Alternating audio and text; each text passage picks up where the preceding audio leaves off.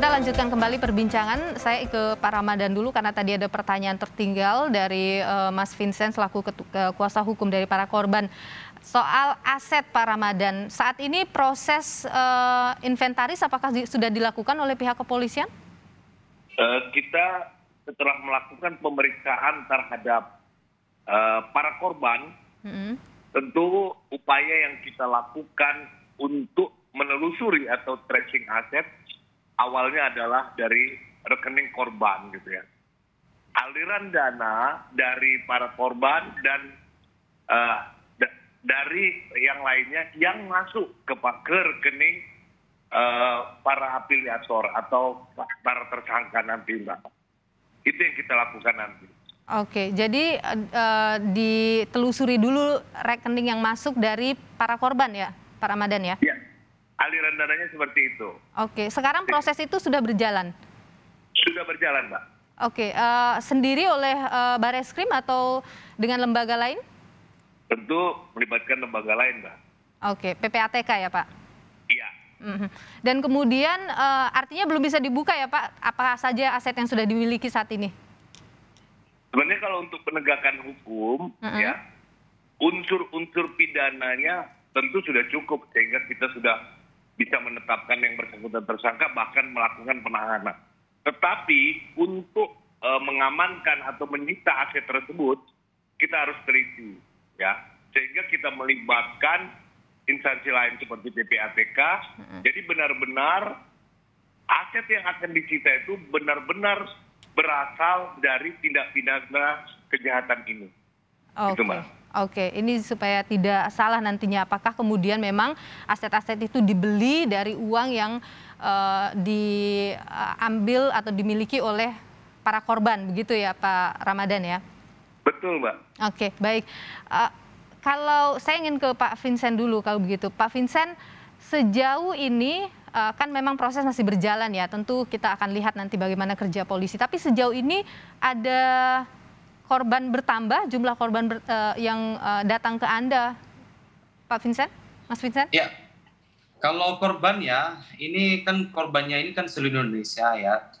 Itu yang pertama. Banyak sekali keluhan-keluhan ke kami untuk bagaimana juga dengan mereka ya, apa yang harus mereka lakukan ya. Kalau untuk bertambah banyak sekali dan saya juga tegaskan di sini bahwa bukan hanya binomo. Jadi binary option ini dia punya beberapa platform ya yang sejenis seperti binomo ini. Ya. Jadi apa namanya? Yang melapor ke Anda apa saja? Tertipu lewat platform apa selain binomo? Apa namanya selain binomo ada Kotex, ada Olimtrack ya, yang memang dinyatakan oleh Bapepti itu adalah ilegal ya. Dan ada beberapa lain yang lainnya ya, tapi masih perlu kami cek juga. Jadi korbannya ini banyak sekali, Mbak. Jadi tidak hanya binomo. Saya juga agak kaget sebetulnya setelah saya tanganin perkara ini.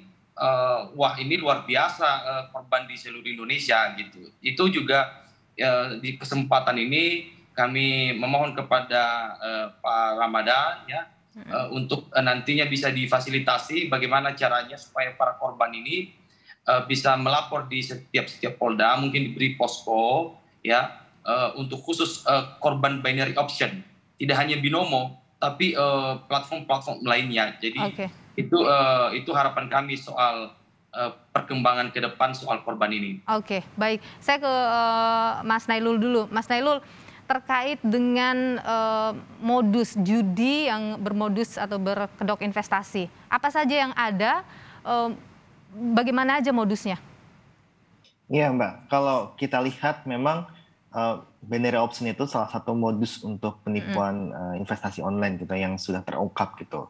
Nah, memang maraknya dengan perkembangan teknologi yang semakin cepat gitu kan, itu memang beresiko juga untuk meningkatkan kecerdasan dari para penipu ini sebenarnya, Mbak.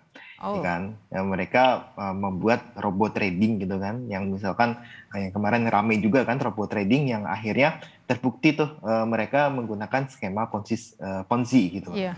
Jadi istilahnya robot trading yang dia memiliki mungkin kata-katanya keren gitu kan, namun mereka memiliki atau menggunakan modus yang salah gitu. Nah, ini yang berbahaya sebenarnya. Yang berikutnya juga ada modus yang ya ini modus yang lama juga ya, itu scam melalui tautan sebenarnya Mbak. Jadi kita menyerahkan data pribadi kita gitu kan, baik itu KTP, terus kemudian nomor HP dan sebagainya. Nah ini yang sebenarnya berbahaya. Karena apa? Karena kalau kita lihat gitu kan, mereka dengan mudah mengakses nomor pribadi kita gitu. Mereka terus kemudian ini dikirim SMS yang blast ke beberapa orang gitu kan. Nanti orang itu mengklik tautan itu gitu. Nah ini yang nanti diarahkan ke situs-situs yang sebenarnya itu scam gitu. Nah ini yang biasanya dilakukan oleh kemarin yang sempat ramai itu P2P lending ilegal gitu. Nah itu yang seperti itu sih modus-modusnya. Banyak sekali modus lainnya Mbak. Apalagi Mas yang perlu kita waspadai sekarang, masyarakat perlu waspadai? Ya, sebenarnya kalau kita lihat semua modus penipuan ini mempunyai satu benang merah yang sama, Mbak. Nah, mungkin saya akan sampaikan ke benang merahnya saja. Yang pertama adalah itu bahwa mereka sama-sama ilegal gitu kan. Ada yang legal gitu, tapi mereka kebanyakan adalah ilegal gitu. Nah, kemudian mereka menawarkan untuk return-nya itu tingkat keuntungannya itu sangat tidak logis gitu. Kalau saya sih sederhananya keuntungan hingga 20%, 30% itu sudah tidak logis karena kita bisa bandingin dengan tingkat pengembalian deposito, kemudian tingkat suku bunga SUN ya, terus kemudian dan yang lainnya yang itu resmi gitu. Nah, ketika menawarkan 20, 30 bahkan sampai 90% gitu, itu sudah bisa dikatakan itu sudah pasti scam gitu, fraud lah istilahnya seperti itu. Nah, yang inilah yang sebenarnya dua itulah yang seharusnya yang harus kita ini ya paparkan ke masyarakat untuk meningkatkan literasi keuangan dan literasi digital. Oke, baik. Nah sekarang ini kalau Anda melihat apa yang harus dilakukan pemerintah kemudian?